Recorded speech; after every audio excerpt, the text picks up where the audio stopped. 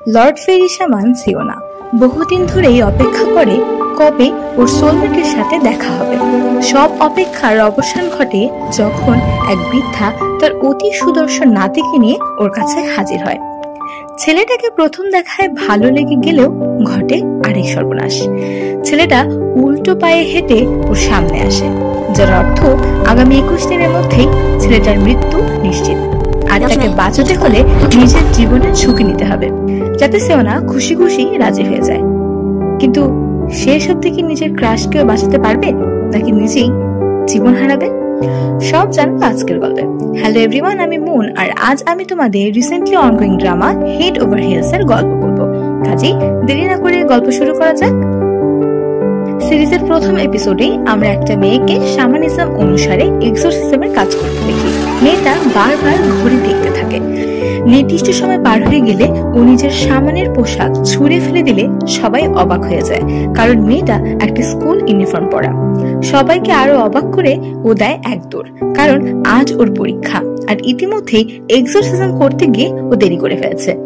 Bus miss করার পরেও বহু কষ্টে ও স্কুলে গিয়ে পৌঁছায়। ওর বেস্ট ফ্রেন্ডের সাথে কথোপকথনে জানা যায় পড়াশোনায় ওর অবস্থা একেবারেই খারাপ, যার প্রমাণ পরীক্ষার পরে ওর চেহারা দেখলেই বোঝা যায়। ক্লাসে ওর বন্ধু ওকে জিজ্ঞাসা করে ওর কেমন ছেলে পছন্দ। ও এক উত্তরে জানায় হ্যান্ডসাম ছেলে। ওর বন্ধু বলে আর কিছু না? তখন সিওনা উত্তর দেয়, জিও, শুধু যে চেহারা এমন না, আমি চাই এমন একটা মানুষ আমার সোলমেট হবে যে খুব মানবিক। সবাই কাউকে কষ্ট পেতে দেখলে চলে গেলেও আমার সোলমেট তার পাশে দাঁড়িয়ে থাকবে। সিওনার উত্তর শুনে ওর বন্ধু জিও অবাকই হয়।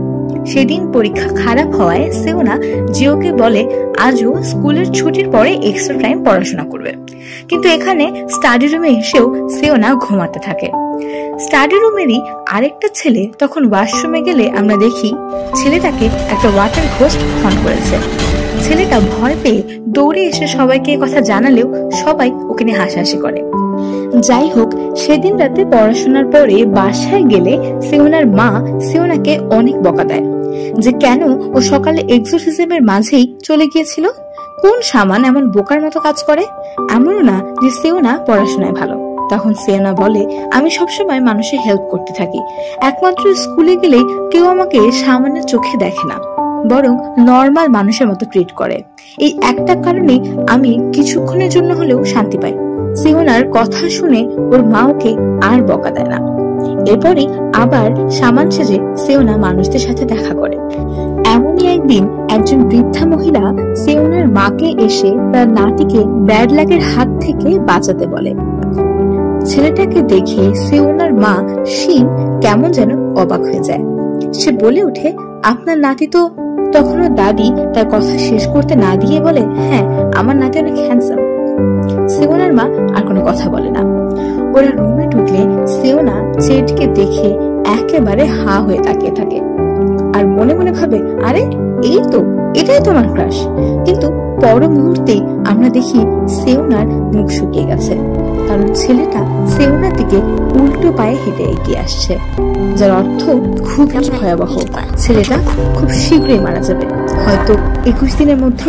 ছেলেটা সিওনার সামনে এসে বসলে সিওনা প্রথমেই ওর নাম জানতে চায়। ছেলেটা ওর নাম গুয়েনো বলে।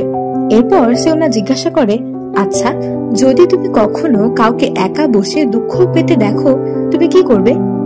ছেলেটা উত্তর দেয়, আমি যদি সে মানুষটার কষ্টের কারণ নাও জানি, তাও আমি তার পাশে দাঁড়িয়ে থাকবো যতক্ষণ না সে ভালো ফিল করে।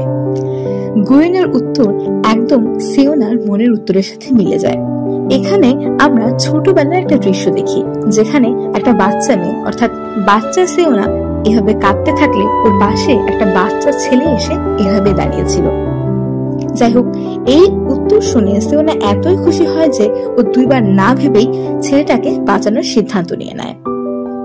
কিন্তু গুয়েনো আর ও দাদি বেরিয়ে গেলে সিওনার মা ওকে অনেক বকা দেয়, কারণ গতবারও সিওনা এমনই একজন উল্টো পায়ে হেঁটে আসা মানুষের দায়িত্ব নিয়েছিল, কিন্তু 20টা দিন মানুষটাকে বাঁচানোর পরেও 21তম দিনে একটা ছোট্ট ভুলে লোকটা মারা যায়। ঘটনা শুধু এখানে থেমে থাকে না, আর একটু হলে সেদিন লোকটার সাথে সিওনাও মারা যেত। বর্তমানে লোকটা একটা অতৃপ্ত আত্মা হয়ে তার হোটেলের উপরেই বসে থাকে, যার সাথে সেওনার প্রতিদিনই দেখা হয়।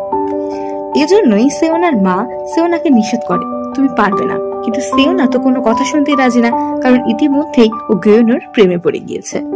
পরদিন সকালে সেওনা স্কুলে গিয়ে গিওনোর কথাই ভাবতে থাকে। এর মধ্যে ওদের ক্লাস টিচার এসে জানায় আজকে ওদের স্কুলে একজন নতুন ট্রান্সফার স্টুডেন্ট এসেছে।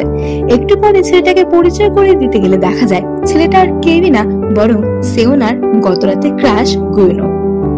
ঘটনার আকস্মিকতায় সেওনা হঠাৎ সিট থেকে দাঁড়িয়ে যেয়ে বলে, তুমি? ওর এমন হাব ভাব দেখে বাকি সবাই মনে করে গিওনো হ্যান্ডসাম দেখে সেওনা এরকম ব্যবহার করছে। সবাই সেওনাকে নিয়ে হাসাহাসি করতে থাকলে গিওনোর জিনিসটা ভালো লাগে না। ও সবাইকে মিথ্যা কথা বলে যে ও সেওনাকে চেনে, আর এভাবেই ও সেওনাকে বাঁচিয়ে নেয়। পরবর্তীতে সেওনা ওর সামনে এসে ধন্যবাদ জানাতে গেলে ও বলে, আমি তোমাকে চিনি না, আমি তোমাকে এমনিই বলেছি যাতে বাকিরা তোমাকে না ডিস্টার্ব করে। রাতে স্কুল শেষে বাসায় ফেরার সময় রাস্তায় হাঁটতে হাঁটতে সেওনা গিওনোর কথা ভাবতে থাকে। তখন ও হঠাৎ সামনের দিকে তাকিয়ে খেয়াল করে গিওনো সামনে থেকে হেঁটে আসছে, আর সামনেই গিওনোর মাথার ঠিক উপরে ওই আগের 21তম দিনে অপঘাতে মারা যাওয়া আত্মাটা গিওনোকে দেখে কন্ট্রোল হারিয়ে ফেলেছে, আর খুব চেষ্টা করছে গিওনোর মাথার উপরে একটা ব্যানার ফেলে দেওয়ার, যাতে গিওনোর মৃত্যু হয়। সেওনা কিছু ভাবতে না পেরে দ্রুত দৌড়ে ওকে বাঁচানোর চেষ্টা করে, কিন্তু দেখা যায় ও নিজেই পা ফুসকে উল্টো গিওনোর গার উপর যেয়ে পড়ে। অর্থাৎ সেওনা গিওনোকে কি বাঁচাবে, গিওনো নিজেই সেওনাকে বাঁচায়। কিন্তু সেওনা তো আত্মা দেখতে পারে, কিন্তু গিওনো কি করে বুঝলো যে ওর সামনে বিপদ? ব্যাক স্টোরিতে আমরা দেখি গিওনো অতীতে অনেক ভালো একজন আর্চার ছিল, এবং ও সবসময় একটা অভ্যাস, কোন একটা কাজ করার আগে 1, 2, 3 এভাবে আঙ্গুলে কাউন্ট করে নেওয়া। হয়তো সারা জীবন এরকম ব্যাড লাকের শিকার হওয়ার জন্যই ওর এই নতুন পদ্ধতি ও আবিষ্কার করেছে, এবং এজন্যই আজকে এই অপঘাত থেকে ও নিজেকে তো বাঁচিয়েছেই, বরং সাথে সাথে ও সেওনাকেও বাঁচিয়ে নেয়। গিওনো কোনো কথা না বলেই চলে যায়। সেদিন রাতে সেওনা সিদ্ধান্ত নেয় ও অনেকগুলো তাবিজ বানাবে, যাতে ও গিওনোকে যেভাবেই হোক বাঁচিয়ে রাখতে পারে। এই উদ্দেশ্যে ও একজন নাম করা শামানের কাছে যায়, শামান দৌরিয়ং। সারা রাত শামান দৌরিয়ংকে খাটিয়ে টাকার বিনিময়ে ও অনেকগুলো তাবিজ বানিয়ে নিয়ে আসে। কিন্তু সকালে স্কুলে গিয়ে তাবিজগুলো গিওনোর হাতে দেওয়ার আগ মুহূর্তে ও মাথা ঘুরে পড়ে যায়, কারণ গত রাতে সারা রাত ও জেগেছিল, যার কারণে আজকে এই ঘটনা। কাজে সকালে তালিসমান বা তাবিজগুলো না দিতে পারায় ও রাতে না পেরে গিওনোর দাদিকে ডেকে তাবিজ দিতে চাইলে এ সময় গিওনো রেগে এসে সেওনার সাথে খুবই বাজে ব্যবহার করে, এমনকি তাবিজ না নিয়ে ওর দাদিকে সাথে করে চলে যায়। কিন্তু পরক্ষণে সেওনা খুব চিন্তিত হয়ে যায়, কারণ একটু আগে গিওনো যখন রুমে ঢুকেছিল তখন সেওনা দেখেছে ও উল্টো হেঁটে আসার সময় ওর সমস্ত শরীর ভেজা ছিল, যার অর্থ ওর খুব শীঘ্রই পানিতে ডুবে বা পানির কারণে মৃত্যু হবে। সারা রাত দুশ্চিন্তা করার পরে পরের দিন স্কুলে গেলে ঘটে আরেক ঘটনা। আগের রাতে ভয় পাওয়া ছেলেটা আজকে ওর সাথে ওয়াশরুমে যাওয়ার জন্য ওর সব ফ্রেন্ডদেরকে রিকোয়েস্ট করতে থাকে, কিন্তু কেউ তো ভূতে বিশ্বাসও করে না আর ওর সাথে যেতে রাজিও হয় না। না পেরে ছেলেটা একাই ওয়াশরুমে গেলে ওয়াশরুমের ওয়াটার ঘোস্ট এবার ওকে এমন হন্ট করে যে ছেলেটাকে দ্রুত ইমার্জেন্সি হসপিটালে নেওয়া হয়। এই ঘটনা জানার পরে এতক্ষণে সেওনা বুঝতে পারে ও কেন দেখেছিল যে গত রাতে গিওনো পানিতে ভেজা ছিল, আর কি হবে ওর মৃত্যুর কারণ। ও বুঝতে পারে এই ওয়াটার ঘোস্টটি গিওনোর উপর খুব দ্রুত ভর করবে। এক মুহূর্ত দেরি না করে সেওনা একটা তাবিজ নিয়ে ওয়াটার ঘোস্টটাকে আটকাতে যায়। অনেক কষ্টে সেওনা অলমোস্ট ওয়াটার ঘোস্টটাকে ঠান্ডা করে ফেলে, কিন্তু এক পর্যায়ে কিছু বখাটে ছেলে ওয়াশরুমে ঢুকে স্মোকিং করতে থাকে, যার কারণে ওয়াটার ঘোস্ট আর সেওনা দুজনেরই কষ্ট হতে থাকে। এর মধ্যে গিওনো ওই ওয়াশরুমে প্রবেশ করলে আমরা দেখি ওয়াটার ঘোস্ট নিজের কন্ট্রোল হারিয়ে ফেলে। আসলে গিওনো এমন একটা ব্যাড লাকের সাথে রয়েছে যে ব্যাড লাকের কারণে ওর আশেপাশে থাকা সকল ঘোস্ট ওর প্রতি অ্যাট্রাক্টেড হয়ে যায়। তো যাই হোক, ওয়াটার ঘোস্ট নিজের উপর কন্ট্রোল হারিয়ে ফেলে গিওনোর উপর অ্যাটাক করে বসে। ধীরে ধীরে গিওনোর অবস্থা খারাপ হতে থাকলে শেষমেশ সেওনা না পেরে তাবিজটি একটা পানির পাইপের সাথে লাগিয়ে পানি ছিটিয়ে বহু কষ্টে ওই ওয়াটার ঘোষটাকে তাড়ায়। কিন্তু এই কাজের ফলে ওই ওয়াশরুমে উপস্থিত প্রত্যেকটা ছেলেই পানিতে ভিজে যায়, যার কারণে ওদের হোমরুম টিচার ওদের সকলকে ক্লিনিং এর পানিশমেন্ট দেয়। কিন্তু এখানেও ঘটে আরেক বিপত্তি। ক্লিনিং এর এরিয়াতে একটা ফায়ার ঘোস্ট অনেকদিন ধরে আটকা পড়ে আছে, যে সুযোগ পেলে আগুন জ্বালিয়ে দেয়, আর সেওনা বারবার সে আগুন নিভায়। কিন্তু ভয়ের বিষয় হলো ঘোস্টটা যদি এখন গুয়োনোকে দেখে তাহলে ওর প্রতিও অ্যাট্রাক্টেড হয়ে যাবে, আর ঘটেও তাই, যার কোনো কিছুই সেওনা লক্ষ্য করেনি। সেদিন রাতে আবারও বাসায় ফিরে সেওনা গুয়োনোকে নিয়ে চিন্তা করতে থাকে। এমন সময় খুব আনএক্সপেক্টেডলি সেওনার মা এসে সেওনাকে অনেকগুলো তাবিজ দেয়, যেগুলো গুয়োনোকে প্রোটেক্ট করবে। সেওনা ওর মার এই কাজে অনেক খুশি হয়। পরের দিন স্কুলে গিয়ে সেওনা অনেক চেষ্টা করে গুয়োনোর জিনিসপত্রের ভিতরে তাবিজগুলো রাখার। এজন্যই ওরা গুয়োনোর ফোন চুরি করে আনে, যাতে ফোনের ব্যাক কভারের মধ্যে একটা তাবিজ লুকাতে পারে। এই কাজ করার সময় গুয়োনোর দাদি ওদেরকে দেখে ফেলে। কথা ঘোরানোর জন্য সেওনা কি বলবে বুঝতে না পেরে হঠাৎ ওদের বাসায় খাবার খাওয়ার দাওয়াত চেয়ে নেয়। দাদিও খুশি খুশি রাজি হয়ে যায়। গুয়োনো রাজি না হওয়া সত্ত্বেও দাদির কথা ভেবে শেষমেশ রাজি হতে বাধ্য হয়। সেওনা আর ওর বেস্ট ফ্রেন্ড জিহো একসাথে মিলে লুকিয়ে লুকিয়ে বাসার প্রত্যেকটা জায়গায় তাবিজ রাখা শুরু করে। শেষমেশ ওরা গুয়োনোর রুম খুঁজে পায় এবং গুয়োনোর রুমে তাবিজ লুকানোর সময় ভুলে একটা বক্স পড়ে গেলে সে বক্সের ভিতর গুয়োনোর আর্চারির মেডেল, সার্টিফিকেট সব দেখে ওরা থ হয়ে যায়। এর মধ্যে গুয়োনোর রুমে এসে ওদের দেখে খুবই বিরক্ত হয়। এরপরে একসাথে খাবার খাওয়ার সময় পরিবারের কথা উঠলে হঠাৎ সেওনা জানায় ও ওর নিজের বাবা মাকে চিনে না। অনেকদিন হয়েছে বাবা মার সাথে দেখা হয়নি। ছোটবেলায় ওকে একজন অ্যাডপ্ট করে, যাকেই ও এখন মা বলে ডাকে। দাদি এসব কথা শুনে মন খারাপ করলে সেওনা বলে ওঠে, রান্না অনেক ভালো হয়েছে দাদি, আমি অনেকদিন পরে এত মজার খাবার খেয়েছি। তখন দাদি খুশি হয়ে আরো বেশি বেশি খাবার দিতে থাকে সেওনাকে। পরের দিন রাতে সেওনা আবার ভিজিটর দেখতে বসলে গিয়োনোর দাদি সেওনার জন্য খাবার নিয়ে আসে। সেওনা অবাক হয়ে যায় যে গিয়োনোর দাদি কিভাবে জানলো যে ও নিজেই সে ফেরি সামান। তখন দাদি বলেন তিনি গতদিন স্কুলে ওকে তাবিজ ঢুকাতে দেখেই ওকে চিনে ফেলেছিলেন। তিনি সেওনাকে খাবার খেতে বললে সেওনা মজা করে খেতে থাকে। এর মধ্যে গিয়োনো ওখানে এসে আবার আগের দিনের মতোই সেওনাকে যাচ্ছে তাই বাজে কথা শুনিয়ে চলে যায়। সেওনা থ হয়ে থাকে। সবাই মনে করে সেওনা গিয়োনোর কথায় কষ্ট পেয়েছে, কিন্তু সেওনা জানায় আজকে যখন গিয়োনোর রুমে এসেছিল তখন ওর উল্টো শরীরে সারা শরীরের চারপাশে আগুনের ফুলকে দেখেছে সেওনা। তার মানে হয়তো খুব শীঘ্রই গিয়োনো আগুনের কোনো অতৃপ্ত আত্মার খপ্পরে পড়বে। এখানে একটা বিষয় বলে রাখি, সেওনাকে গিয়োনো চিনতে পারে না, কারণ সেওনা যখন সামানের কাজে থাকে তখন সবসময় নিজের মুখ ঢেকে রাখে, যার কারণে কোনো স্বাভাবিক মানুষ যারা ওকে নর্মাল লাইফে স্কুলে বা অন্য কোথাও দেখেছে তারা বুঝতেই পারে না যে ও একজন সামান। পরের দিন স্কুলে সবাই গিয়োনোকে নিয়ে আলোচনা করতে থাকে যে এমন একটা ছেলে বছরের এই মাঝ সময়ে স্কুল কেন ট্রান্সফার করলো। গবেষণা করতে করতে ওরা বেরো করে ফেলে যে গিয়োনো একজন নাম করা আর্চার ছিল, কিন্তু কোনো একটা আগুনের দুর্ঘটনায় ওর ক্লাসমেটের বড় ধরনের ক্ষতি হয়ে যায়। তখন গিয়োনো আগুনটা অ্যাক্সিডেন্টালি লেগেছে না বলে সব দোষ নিজের ঘাড়ে নিয়ে নেয়, যেই কথার পরিপ্রেক্ষিতে ওর আগের স্কুল থেকে ওকে বের করে দেওয়া হয়। এমনকি গিয়োনো নিজের আর্চারের ক্যারিয়ারও ছেড়ে দেয়।